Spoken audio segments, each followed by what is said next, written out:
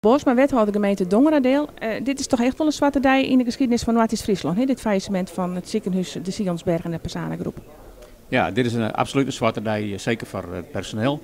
Dit is een hele harde klap voor personeel in eerste instantie, omdat ze met hart en ziel altijd inzetten voor de zorg in de regio. Maar ook voor onze inwoners. En ook de Sionsberg is natuurlijk een enorm grote werkjouwer. En daarmee heeft natuurlijk ook wel een positie in de mierskip. Zowel in de directe zin van de werkgelegenheid als in indirecte zin met alle talleverende bedrijven. Begin 2013 waren we al heel erg positief over het feit dat Nijsmellingen erin springen zoeken. Had Nijsmellingen het nijlitten om dit goed op te pakken? Nijsmellingen had al wel een heel soort positieve investeringen die met name intern bij het ziekenhuis in de polyklinische lijn.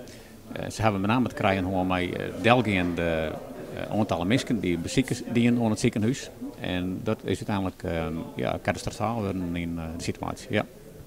Waar kun je de schuld van aan dat dat aantal beziekers delgien is? Want er is ontzettend volle actie viert om te zorgen dat mensen hier wel komen, zowel onder publiek als onder huisartsen. Waar leidt de crux, zeg maar? Ja, dat is van u moeilijk te zeggen. Ik vind het verantwoordelijkheid van de zorgaanbieder zelf. Maar we hebben wel informatie dat met name de gearworking tussen specialisten Drachten en Dokkum net goed vooraan. Dat kon beter. En we hebben ook informatie natuurlijk in die Leiden opgestreden dat er nog steeds geen bestuurlijke fusie, of geen totale fusie is, maar alleen een bestuurlijke fusie. Dus het jouwt wel aan dat er op de achtergrond dat dingen steeds spelen. En ja, dat hier natuurlijk wel sneller kent en misschien wat adequater. Nog maar nog zien naar de toekomst van de gezondheidszorg hier in Noord-Friesland. Betekent dat de mensen alleen nog maar naar Drachten, naar Ljouwert of naar Grens moeten? Nee, wij vinden het vast net. En we willen die discussie ook opstarten met de bevolking om te zien wat is de zorgvraag in de regio, waar hebben mensen verlet van en hoe kunnen wij in de toekomst hier een zorgaanbod realiseren bij het mensen een beroepsvermijden. En daarvoor gaan we nu een proces opstarten waar in de bevolking en de stakeholders in belutsen worden. Dan leidt er ook nog het plan van de medische staf en een aantal artsen. Hoe zie je hem daartje nu? Ja, ik denk dat het goed is dat er zoveel mogelijk initiatief komt. We willen nu naar de toekomst en zien hoe kunnen we een nieuwe zorgvoorziening in de regio vormen. En we weten dat dat in ieder geval haalbaar, betaalbaar en toekomstbestendig is. Nou, alle partijen die daarom voldaan kunnen goede ideeën hebben, die roepen ook op om mij te denken.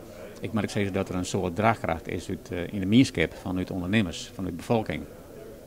Maar ook intern vanuit het ziekenhuis bij om te zien om de krachten die hier binnen te mobiliseren en met elkaar te zien hoe zetten we de schouders eronder en hoe geven we met elkaar die toekomst in. Tot slot nog even die ouderenzorg. Hoe zie je hem daarna op dit moment? Nou, ik ben blij dat die ouderenzorg in een soort terugstartconcept terugkomt. Want ook ouderijnszorg, als we naar vergrijzing hier in de regio, is hartstikke wichtig.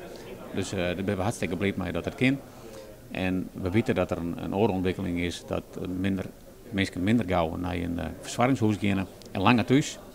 Maar het gaat erom dat bij de toekomstige situatie waarin meer verpleeghuiszorg binnen wordt, dat we die hier in de regio ook oranje houden. Je bent gematigd positief? Het is een zwarte dag, maar we blijven hoopvol naar de toekomst en we zien naar een nieuw perspectief.